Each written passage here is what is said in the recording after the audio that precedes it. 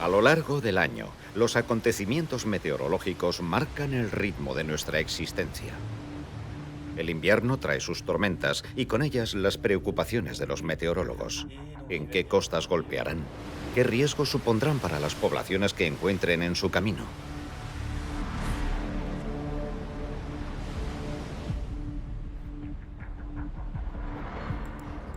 De sus previsiones depende la vida de millones de personas, su seguridad, su bienestar y sus actividades económicas. En la actualidad, la vigilancia y las previsiones meteorológicas se han vuelto indispensables para nuestra existencia.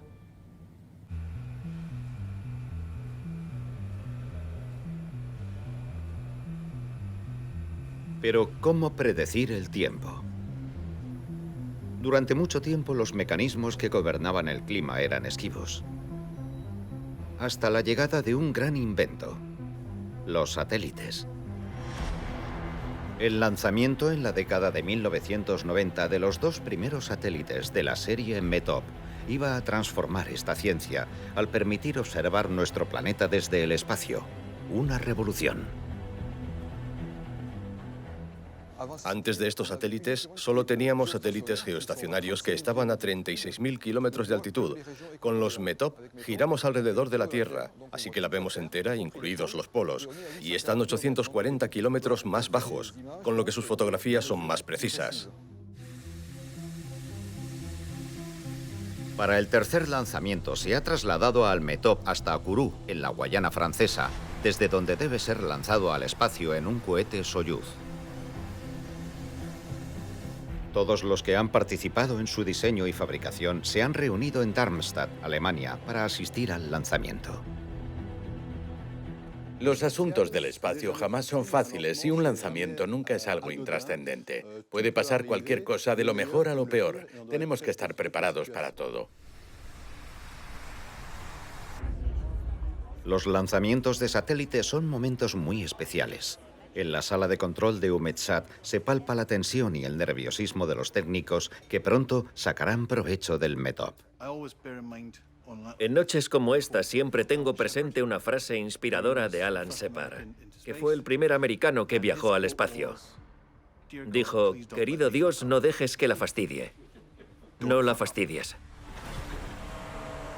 Atención al encendido del motor de arranque.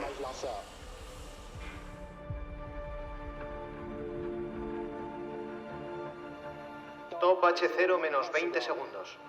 Desbloqueo del mástil VKM. Encendido. Comienza la cuenta atrás. 10, 9, 8, 7, 6, 5, 4, 3, 2, 1. Lanzamiento.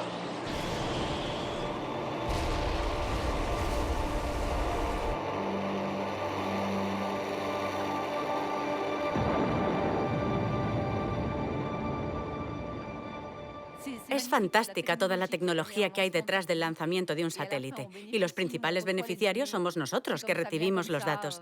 Parece algo normal, pero cuando nos damos cuenta de todos los pasos que hay que dar para llegar hasta aquí, es fantástico.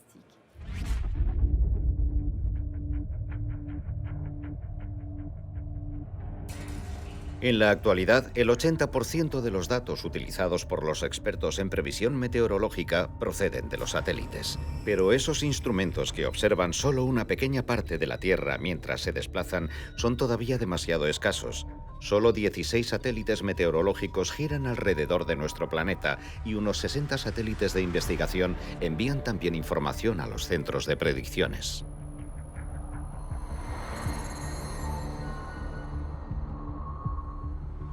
Las predicciones meteorológicas se han convertido en un tema global al necesitar muchísimos recursos. El cambio climático añade también sus desajustes a las dificultades de los expertos en predicciones y los investigadores deben continuar su búsqueda de conocimientos por todo el mundo.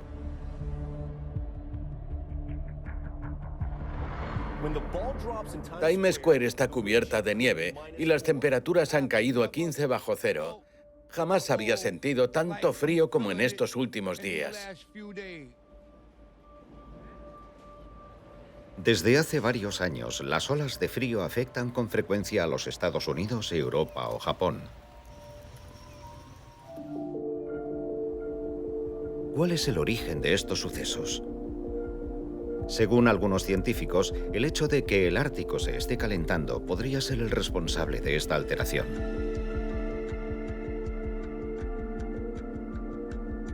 Por desgracia, esta zona geográfica es de difícil acceso y los datos meteorológicos que se tienen de ella son muy escasos.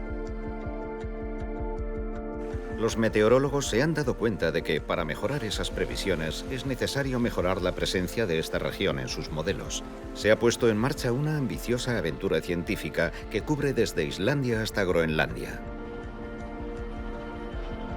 La campaña, encabezada por la Organización Meteorológica Mundial, despliega medios jamás utilizados en la región. El Alliance, un barco oceanográfico de 100 metros de largo, acoge a varias decenas de investigadores llegados de todo el mundo. A bordo, las tecnologías más punteras en los campos de la oceanografía, la acústica y la meteorología.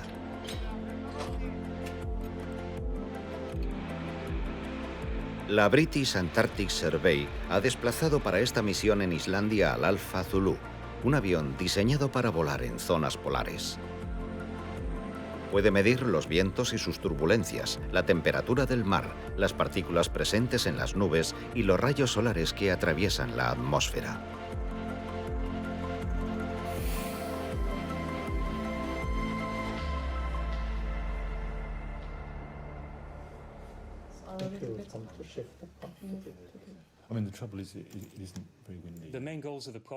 La finalidad principal del proyecto es saber más sobre el sistema climático en los mares de Islandia y Groenlandia. Es una región en la que la atmósfera y el océano están interconectados, hablan entre ellos. Es un elemento importante de la circulación oceánica global y la clave para el clima en el noroeste de Europa.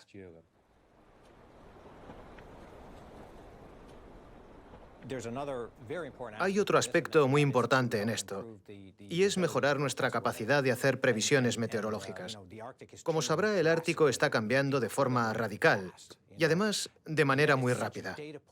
Sin embargo, hay muy pocos datos de la región, así que necesitamos datos para conseguir mejorar nuestro sistema de hacer previsiones meteorológicas en esas latitudes, y no es que haya pocos datos, es que en invierno son prácticamente nulos. Hasta la fecha se han llevado a cabo pocos programas científicos en esa región del mundo. Las condiciones climáticas extremas dificultan muchísimo las campañas de observación y la instalación de instrumentos de medida resulta muy complicada.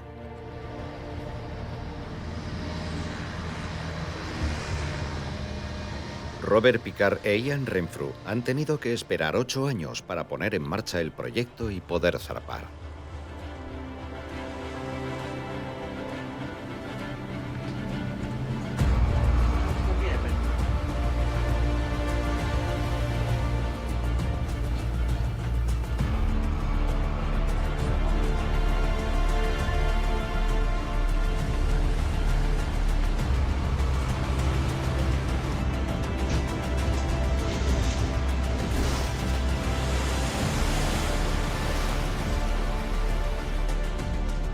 Desde los primeros días de navegación, la realidad del Ártico se impone a los investigadores. Comienza un largo y arduo trabajo de mediciones y muestreos en busca de fenómenos poco conocidos del Ártico.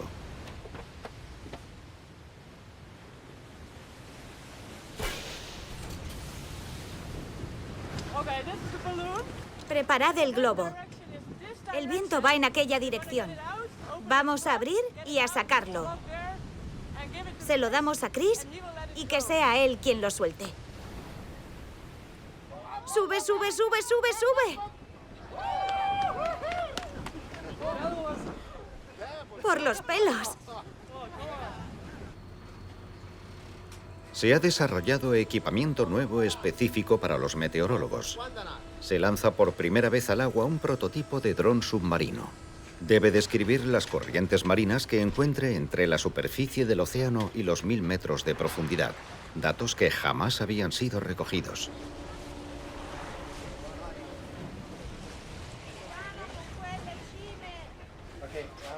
Voy dentro a conectarme a la radio.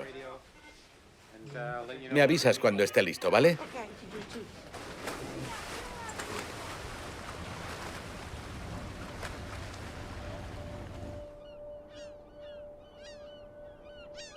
Las corrientes árticas que va a medir el dron son uno de los mecanismos más importantes del clima terrestre. Condicionan la circulación de corrientes oceánicas y, por consiguiente, nuestro clima. En los mares nórdicos, las aguas se enfrían por efecto de la atmósfera. Se vuelven cada vez más densas, se hunden en los abismos y se dirigen hacia el ecuador. Durante su viaje hacia el sur, se mezclan con las aguas que van encontrando y se calientan, ascienden a la superficie y toman rumbo norte. Esta distribución del calor es crucial para la vida en nuestro planeta.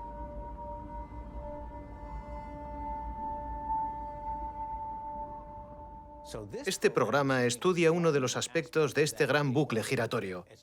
Estudia dónde se vuelve densa el agua, dónde se hunde y cómo penetran las corrientes profundas. Eso es lo que queremos saber y por eso necesitamos estar aquí en invierno, durante la estación más fría del año.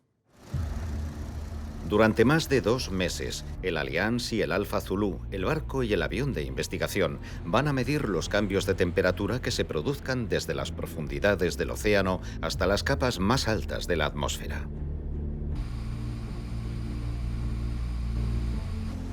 Vuelo tras vuelo, navegación tras navegación, los meteorólogos esperan encontrar la clave de los cambios meteorológicos en esta zona del Ártico. Deberán completar varias semanas de trabajo agotador antes de que el Ártico les revele parte de sus secretos.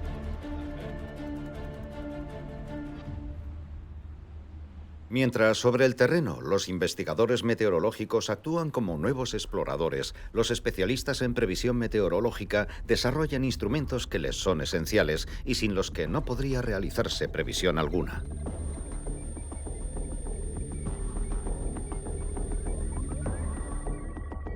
Desde 1975, el Centro Europeo de Previsión Meteorológica a Medio Plazo, instalado en Reading, Gran Bretaña, revoluciona el mundo de la previsión meteorológica con sus superordenadores.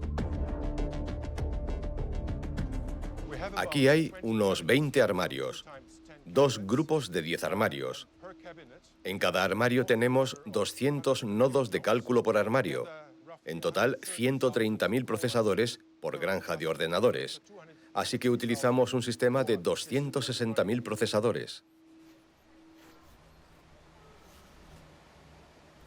¿Cómo prever los eventos meteorológicos de un país o de una región?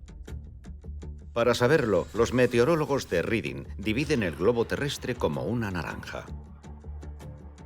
Han creado cuadros virtuales como si fueran las mallas de una red. El tamaño de los primeros cuadrados era de 210 kilómetros.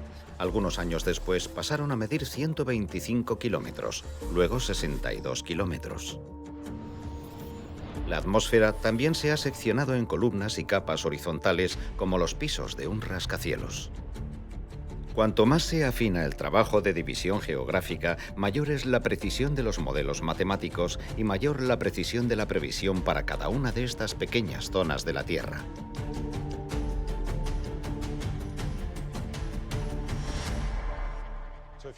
Tal como lo hacemos actualmente, para una previsión de 9 kilómetros tenemos 137 niveles verticales. 9 kilómetros corresponden a 6,5 millones de puntos sobre una cuadrícula. Multiplicado por 137 niveles y multiplicado por 10 variables, esto representa aproximadamente 9.000 millones de actualizaciones de variables en cada paso de cálculo. Nuestro método de previsión para 10 días necesita unos 2.000 niveles de cálculo. Así que hay que hacer esos 9.000 millones de actualizaciones de parámetros 2 millones de veces. Una locura.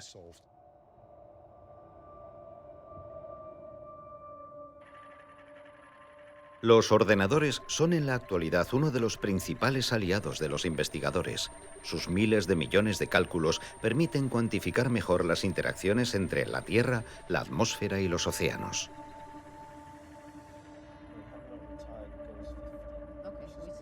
Pero las mediciones de algunos fenómenos son todavía bastante pobres, lo que repercute en la calidad de las predicciones. Podría pensarse que cuando se hacen pronósticos meteorológicos basta con predecir cómo se va a comportar la atmósfera, cómo va a evolucionar. Pero esta interactúa con todo lo que hay a su alrededor. Es decir, la Tierra, los océanos, el hielo del mar, incluso con las pequeñas partículas de ozono o de aerosoles que hay en ella. Y de momento eso no se tiene demasiado en cuenta en nuestros modelos. Así que estamos impulsando este concepto de acoplamiento entre los diferentes componentes de nuestro sistema terrestre.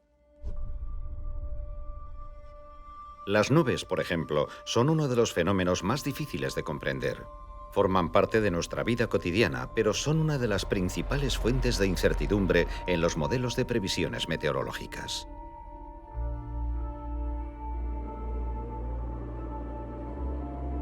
Las nubes son las responsables de la lluvia, generan las tormentas y se desplazan largas distancias. Pero la historia de estas inmensas formaciones algodonosas, desde su nacimiento hasta su desaparición, está llena de incógnitas.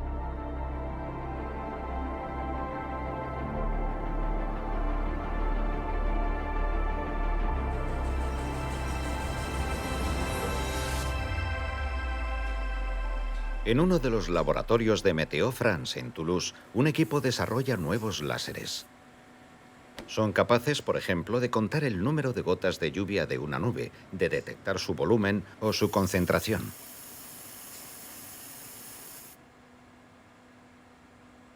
Cyrielle Danchan centra su interés en las pequeñas partículas en suspensión que hay en el aire, sin las cuales no habría nube alguna sobre la Tierra, los aerosoles.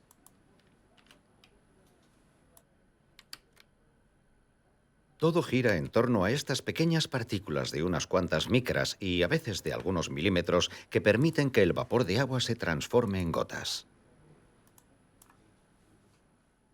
Existen una cantidad enorme de fuentes de aerosoles. Hay aerosoles que proceden de emisiones naturales de la atmósfera, como el polvo de los desiertos que generan los grandes desiertos del mundo. Hay aerosoles emitidos por el mar, lo que llamamos sales marinas. Hay también aerosoles que emiten los vegetales, que son principalmente aerosoles orgánicos.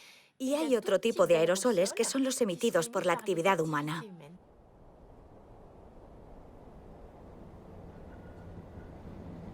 Para entender mejor el papel de los aerosoles, Cyrielle Danchan ha tenido que buscar una zona excepcional en la que se cruzan masas de aire muy diferentes que transportan aerosoles de orígenes distintos.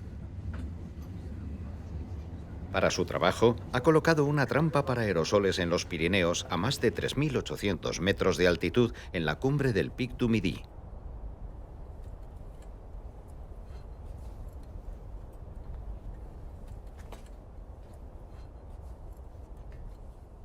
Me interesan los aerosoles generados por la polución debida a la actividad humana. Son aerosoles de carbono negro del hollín. Los aerosoles de carbono negro del hollín alteran nuestro clima. Lanzados a la atmósfera desde la revolución industrial por las fábricas, los aviones, los automóviles y las calefacciones de madera, hasta el momento se han estudiado muy poco. En la actualidad nos interesan mucho estas partículas, porque nos hemos dado cuenta de que pueden tener un papel crucial en el ciclo de vida de las nubes. Puede convertirse en algo grave, porque el carbono negro lo emiten fuentes humanas. Y si aumentan las emisiones por parte de los humanos, es fácil imaginar que habrá mayor concentración de carbono negro en la atmósfera. Y eso puede alterar la cantidad de nubes que se formen en ella.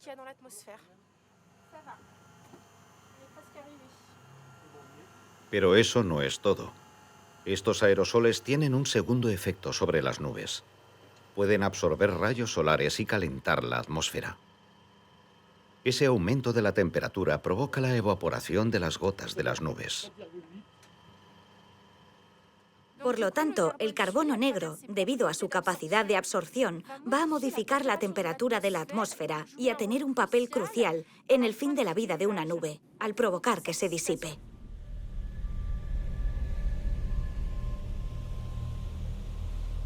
La acción de los aerosoles de hollín del carbono negro en el conjunto del planeta es todavía un misterio.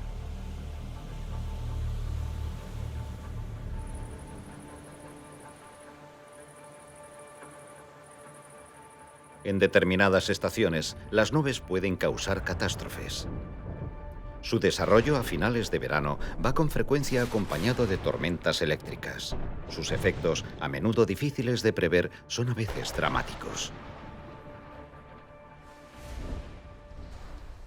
Este puente de Bilgalac no ha resistido la fuerza del agua. Se ha partido en dos. Los equipos de rescate han evacuado a afectados como esta mujer de edad. La han trasladado en helicóptero al otro lado del río para curarle las heridas que había sufrido en la pierna. El pueblo de Trèves. Barrios sumergidos, vehículos amontonados, calles intransitables y casas devastadas. No sabemos qué vamos a hacer. Es una catástrofe.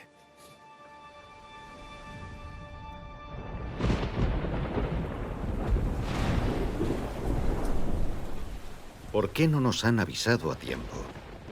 ¿Por qué no nos han dicho que buscáramos un refugio?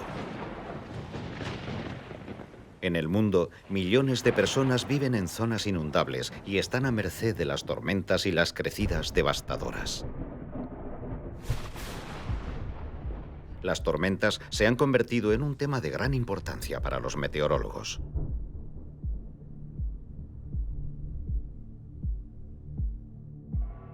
Este año se prepara en Francia una campaña de investigación de campo de las tormentas para sumergirse en sus inhóspitas masas. Con un avión de investigación meteorológica de Météo France, el CNRS y el CNES, un equipo de una treintena de cazadores de tormentas, espera estudiar un fenómeno que las acompaña con frecuencia: los rayos. Los rayos se pueden propagar a una velocidad de hasta 20.000 kilómetros por segundo. Y las mediciones han mostrado que la temperatura en el núcleo de algunos de ellos puede alcanzar los 30.000 grados centígrados, cifras que indican lo que espera a Eric Defer y a su equipo.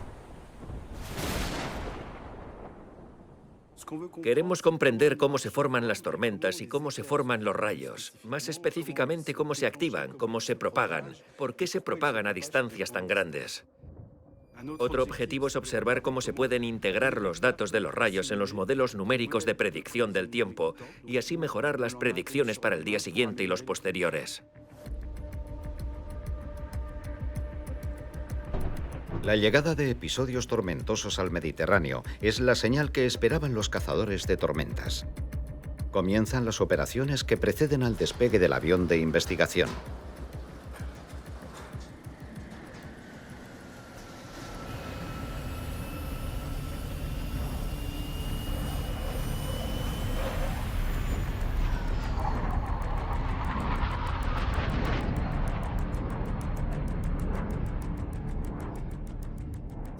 No son misiones corrientes porque en general un piloto busca siempre evitar las tormentas y a nosotros nos piden que nos metamos en ellas. Vamos a intentar alcanzar la mayor altura posible, por encima de los cumulonimbos de tormenta, para que así el radar que llevamos a cola, el Rasta, estudie la composición vertical de las nubes y sobre todo su proporción en agua, nieve, hielo, granizo. El objetivo es intentar acercarnos lo más posible al sistema tormentoso. Descenderemos hacia la nube hasta la distancia mínima que nos permita volar con seguridad.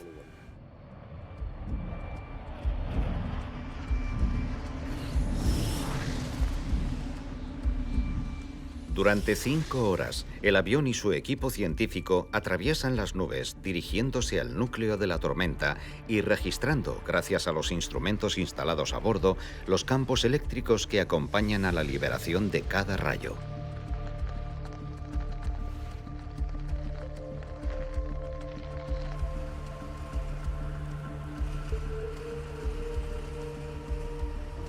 ...8 de la tarde... Regreso a la base de Solenchara e intercambio de opiniones en caliente. Hubo cosas que no entendí muy bien. El revelado de las imágenes tomadas por la cámara del morro del avión reserva una sorpresa a los investigadores. Me pregunto si no habremos provocado el rayo. En pleno vuelo, durante una fracción de segundo, un rayo toca el avión. Aquí se ve muy bien que el avión volaba a 8 kilómetros de altitud y que la nube se desarrollaba hasta los 13 kilómetros, 12,5, 13 kilómetros de altitud. Vemos que el campo eléctrico aumenta a medida que el avión se aproxima al núcleo de convección. Ahí aparecen los rayos. La finalidad de cara al gran público es sobre todo mejorar los aspectos de previsión a corto plazo de una tormenta, saber dónde va a estar la tormenta dentro de 15 o 30 minutos y su estado. La finalidad del proyecto Exaether es aportar información suplementaria a la que ya existe. Queremos saber si los datos aportados por los rayos pueden ayudar a precisar con qué vamos a encontrarnos dentro de 15 o 30 minutos.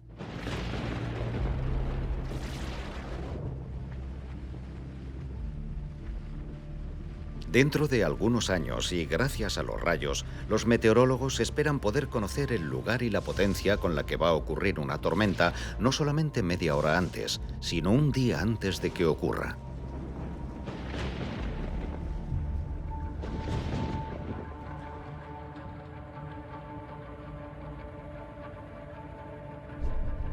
La meteorología es una carrera contra el reloj. Y con el aumento de los fenómenos devastadores se ha vuelto fundamental. Hemos salido corriendo. El huracán era muy violento y no cesaba, así que hemos huido. Lo he perdido todo. Y mis vecinos también lo han perdido todo. Es terrible. La vida es dura, no puedes hacer otra cosa que aguantar y llorar. Tienes que dar un paso adelante y enfrentarte a lo que haga falta porque todo el mundo está igual. Ricos, pobres, a todos les afecta la misma desgracia.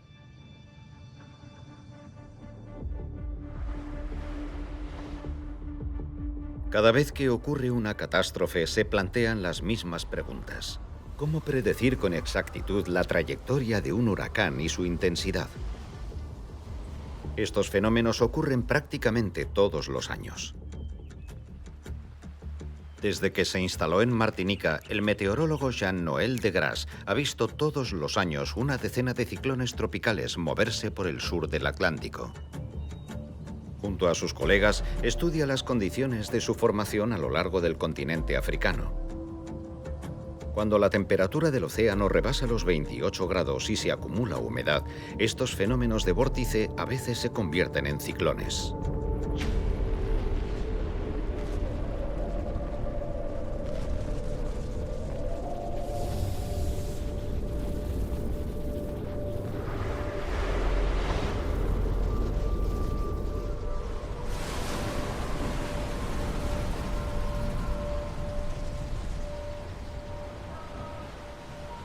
El 30 de agosto de 2017, Jean-Noël vio formarse el 10º ciclón tropical del año.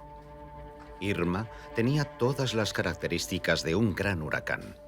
La preocupación de los meteorólogos era máxima.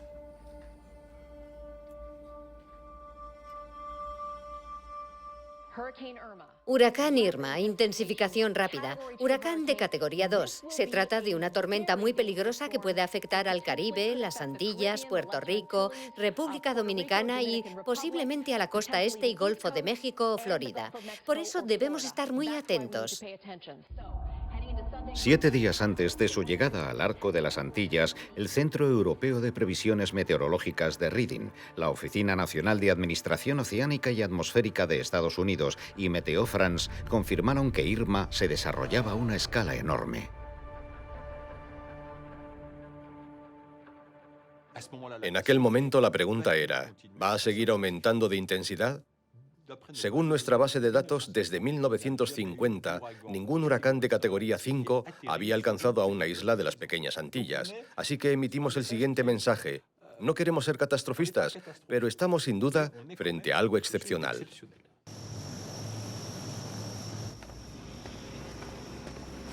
En los Estados Unidos, el Centro Nacional de Huracanes también vigilaba de cerca a Irma. Su increíble avión de cazar ciclones, capaz de penetrar en el núcleo de las tormentas, despegó hacia aquel fenómeno. Según entiendo, en este momento está encima de la tormenta, ¿es correcto? Sí, estamos situados cerca del ojo de la tormenta. Vamos a lanzar lo que llamamos radiosondas. Todos los datos se transferirán a modelos informáticos para mejorar las previsiones sobre su trayectoria. Una de las características de esta tormenta es que, además de ser extremadamente intensa en su centro, su cola no para de aumentar.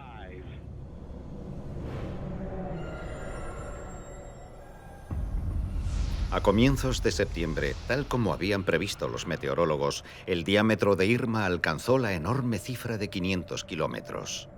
El huracán fue clasificado de categoría 5, el nivel más elevado, con vientos de 300 kilómetros por hora. Era uno de los más potentes registrados hasta entonces al sur del Atlántico. Cuando Irma comenzó a acercarse a las islas San Bartolomé y San Martín, se encendieron todas las alarmas. A título personal y profesional también, debo decir que no sentíamos emoción de meteorólogo. Sabemos que los meteorólogos a veces decimos, ¡qué huracán tan bonito! Eso está bien cuando está lejos, cuando está en el mar. Pero cuando está a decenas de kilómetros de una isla en la que hay amigos a los que han enviado, entre comillas, de forma voluntaria, periodistas, personas tomando mediciones, cuando eres consciente de la situación piensas, ¿era eso lo que había que haber hecho? ¿No habremos puesto a la gente en peligro? ¿Van a correr peligro vidas humanas? Ese era el sentimiento que imperaba en aquellos momentos.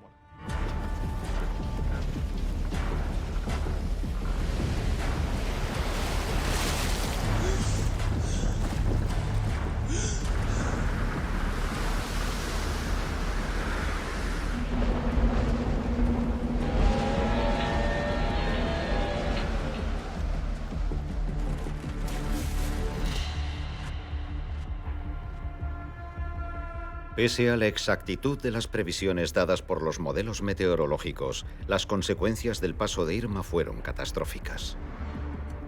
Este huracán, que afectó también a todo el Caribe y a Florida, causó la muerte de 134 personas, destruyó miles de edificios y causó daños por valor de 65.000 millones de dólares. Vigilar los fenómenos meteorológicos, saber dónde van a golpear, prevenir a la población de sucesos extremos. El trabajo de los expertos en previsiones meteorológicas no tiene fin. Y cuando termina la temporada de huracanes, a veces el mar brama a miles de kilómetros.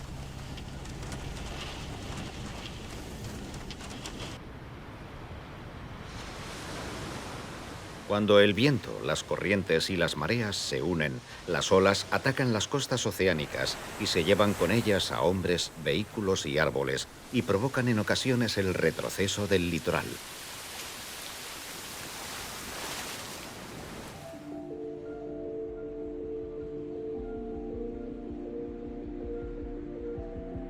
Hasta ahora, los satélites proporcionan información sobre las olas marinas por medio de altímetros o radares. Pero no pueden obtener imágenes detalladas ni precisar la relación que mantienen con las corrientes.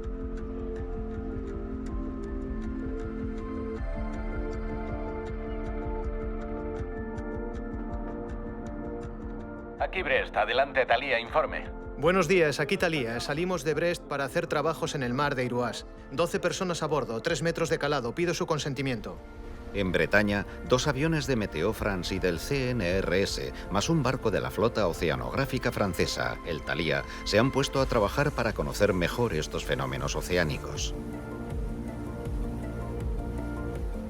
Fabrice Ardouin es el responsable de esta operación. Trabaja en el Laboratorio de Oceanográfica Física y Espacial de Brest. Este científico quiere averiguar cómo medir las olas a gran escala. El proyecto SKIM acaba de nacer. Estamos desarrollando un nuevo satélite para medir las corrientes y las olas mediante un instrumento que es un radar que utiliza el sistema Doppler. Es el mismo principio que usan los gendarmes en la carretera para medir la velocidad de los vehículos. Nosotros vamos a medir la velocidad de la superficie. Esa velocidad, por el efecto Doppler, nos da información sobre las corrientes y las olas. Para hacer las mediciones contamos con un avión y espero que pronto con un satélite.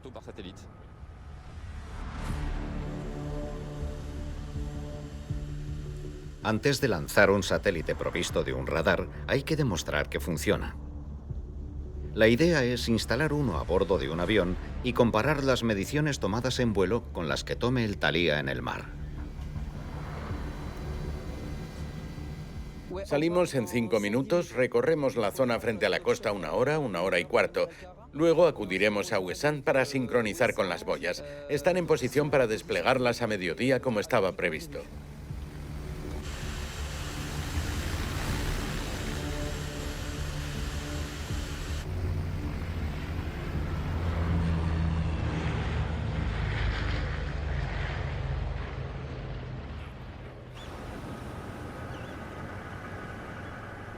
Vamos a encadenarla con la segunda a 20 metros. Sí. Pierre, avísame cuando estés preparado. Preparado. Lanzo la 10ª al agua. Las boyas que acabamos de lanzar al agua, las boyas amarillas, van a moverse, a ascender y descender por el efecto de las olas. Lo que haremos será medir el movimiento de las boyas. Las boyas funcionan más o menos de la misma forma que el acelerómetro de un móvil cuando lo inclinas. Tienen un sistema que mide la aceleración en la ola y a partir de ahí se calcula la altura, la dirección y la frecuencia de las olas. La verdad es que hoy el mar está bastante tranquilo, pero vemos que al menos hay olas bastante largas. Comprobaremos si somos capaces de realizar mediciones en amplitudes pequeñas. Comprobaremos si la calidad de las mediciones es buena, lo que nos dará más confianza para las mediciones realizadas en avión. La clave es tener unas buenas mediciones de las corrientes oceánicas. Y hasta ahora no ha habido un satélite capaz de hacer las mediciones a escala global que pueden hacerse con SKIM. Tenemos ya un conjunto de datos que nunca habíamos tenido. Ellos, que son los expertos, tienen mucha confianza en que va a ir muy bien, así que yo también tengo mucha confianza.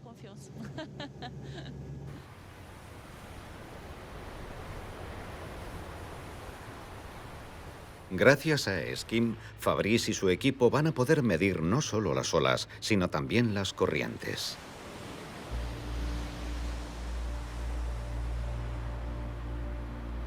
A escala planetaria va a ser una obra de titanes.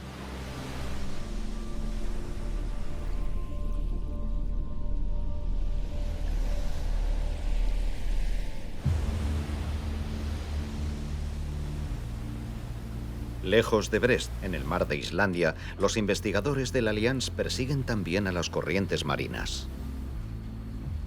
Capitán, estamos aquí y veremos si podemos colocar una sonda CTD. Actualmente navegamos hacia ese punto. Estupendo. Buscan comprender las perturbaciones meteorológicas que afectan a Europa o a los Estados Unidos, como las olas de frío, las olas de calor estivales o las inundaciones. Desde hace casi 2 meses no han cesado de hacer mediciones en el mar y en el cielo. Los esfuerzos realizados tienen su recompensa. Los científicos acaban de certificar las variaciones de una corriente de la que ignoraban totalmente su existencia hace tan solo unos años. La corriente chorro del norte de Islandia. Uno de nuestros objetivos oceanográficos es determinar la fuente de esa agua densa, saber si viene del mar de Islandia o del de Groenlandia. Es como un rompecabezas. Intentamos descubrir de dónde viene esa agua.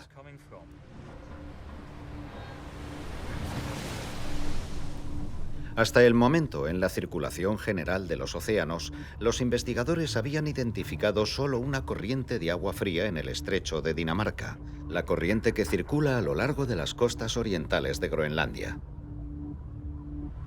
A partir de los datos de temperatura, salinidad y velocidad recogidos por el barco, han podido describir con precisión el recorrido de la corriente chorro del norte de Islandia, el nuevo río abisal.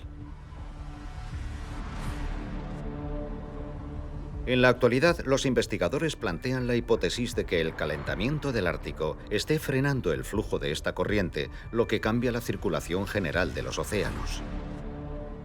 Esta perturbación y la que afecta a las corrientes de aire podrían explicar la aparición de episodios prolongados de frío durante el invierno e incluso la aparición de fuertes olas de calor en verano.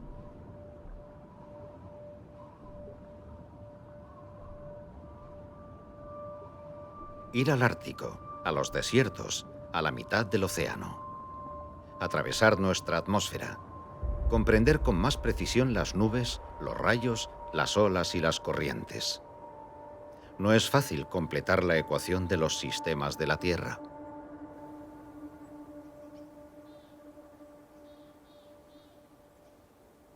Más que cualquier otra ciencia, la meteorología se ha convertido en un tema de colaboración mundial, porque los fenómenos meteorológicos no conocen fronteras. En Europa, un consejo reúne 2 veces al año a representantes de los 22 Estados miembros. Su prioridad es sencilla: anticipar los riesgos y garantizar la seguridad de la población. En el mundo científico en general colaboramos mucho y en meteorología quizás incluso más que en cualquier otro campo. Por supuesto, colaboramos mucho con nuestros Estados miembros, los servicios meteorológicos y también con las universidades, etc.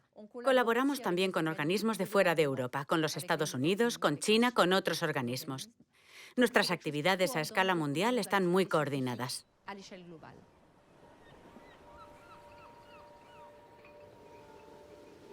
Las decisiones sobre los grandes programas de investigación meteorológica se toman en la actualidad a nivel europeo. Es el caso este año de un proyecto de crucial importancia. El proyecto Aeolus debe estudiar como jamás habían hecho antes los meteorólogos un parámetro fundamental para la meteorología: el viento.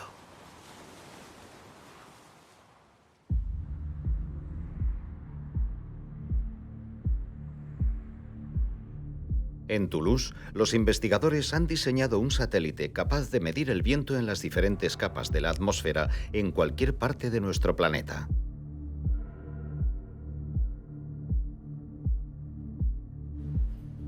Es una misión audaz.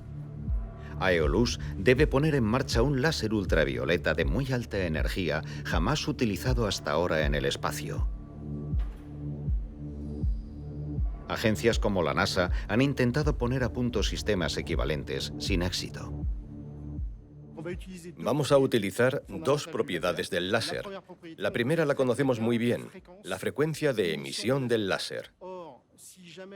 Y como el viento transporta siempre alguna partícula, dichas partículas nos devolverán una pequeña información luminosa que nos permitirá saber cuál es la velocidad de esas partículas y, por consiguiente, hacernos una idea clara de la velocidad del viento. El único problema es que cuando se pone un instrumento óptico sobre un cohete, el cohete tiembla durante el despegue, vibra. Es casi como un seísmo de grado 8. El instrumento óptico debe sobrevivir a esas vibraciones y, aunque se mueva un centímetro durante el lanzamiento, debe volver a su posición con una precisión de una millonésima de metro. Hay un segundo reto. Tenemos de un lado el Sol, que calienta las paredes del satélite, y del otro tenemos el vacío espacial, que está a 270 grados bajo cero. Por lo que tenemos el Sol, que nos asa en un lado, y en el otro 270 grados bajo cero, y el instrumento óptico debe estabilizarse a 20 grados, con variación de pocas décimas de grado. Último problema a solucionar: la radiación del espacio que ataca a las lentes del instrumento.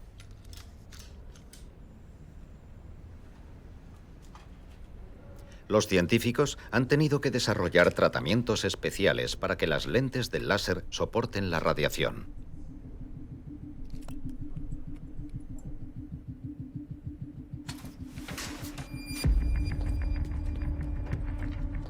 Luego vinieron los años de pruebas. En total 15 años de trabajo antes de que el satélite estuviera listo para ser lanzado.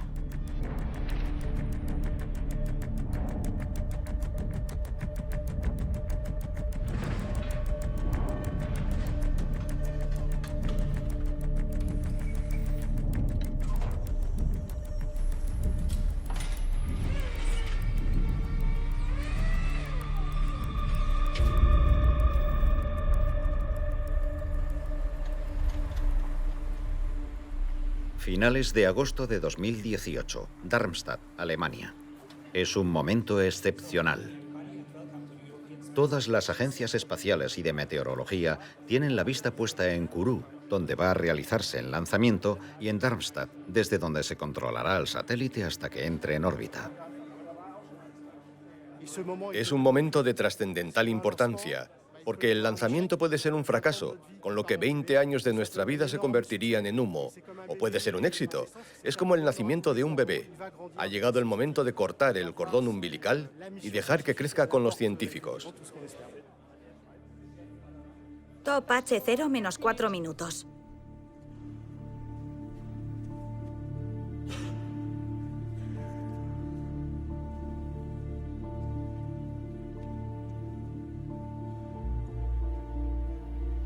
Top H0 menos 1 minuto.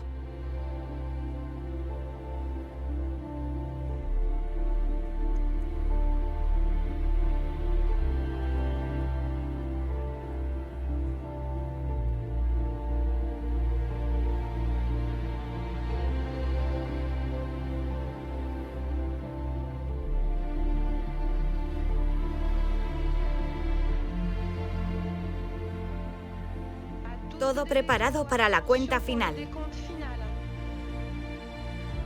10, 9, 8, 7, 6, 5, 4, 3, 2, 1. ¡Top! Encendido P80 y despegue VV12 a Aeolus.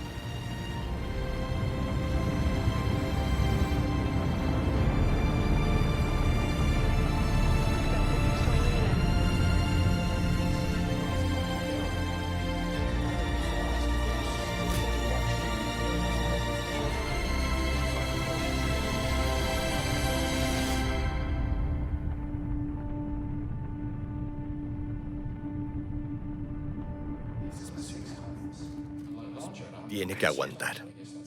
Tiene que aguantar.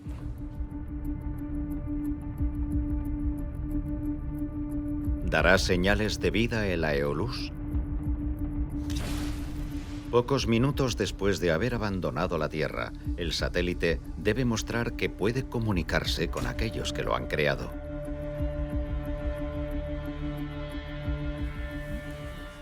Sí, hay comunicación. Hay una señal. Sí, y una segunda. Funciona. Ha gritado. Vemos 2 picos. Son los primeros gritos de nuestro bebé. Parece que está contento. Muy contento.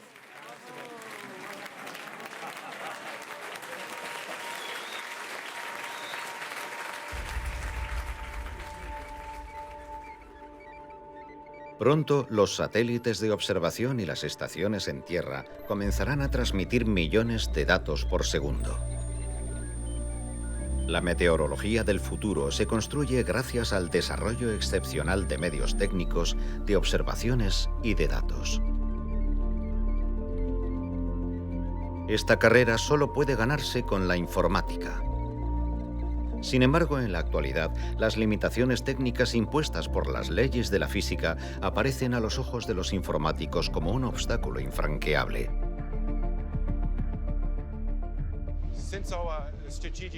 Dado que nuestro objetivo estratégico es ejecutar conjuntos globales de 5 kilómetros en 2025, esto se traduce en la necesidad de incrementar nuestros requisitos informáticos al menos por 100.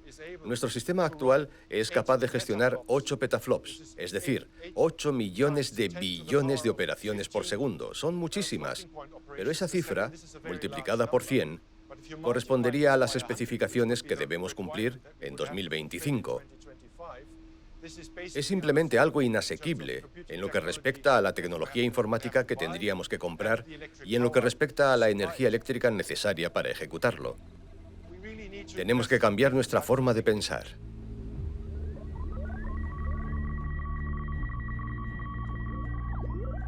El futuro de la climatología forma parte de una evolución tecnológica y científica de cuyos efectos aún no somos del todo conscientes. ¿Conseguirán algún día los expertos en previsiones meteorológicas completar el modelo del sistema terráqueo con sus vientos, sus nubes, sus olas y sus corrientes? ¿Serán capaces pronto de predecir el tiempo con una resolución de 1 kilómetro en más de 200 láminas de la atmósfera y con 10 días de antelación, como esperan? Gracias a sus investigaciones, futuros satélites e instrumentos de todo tipo, los meteorólogos se preparan para crear una revolución en nuestra vida diaria.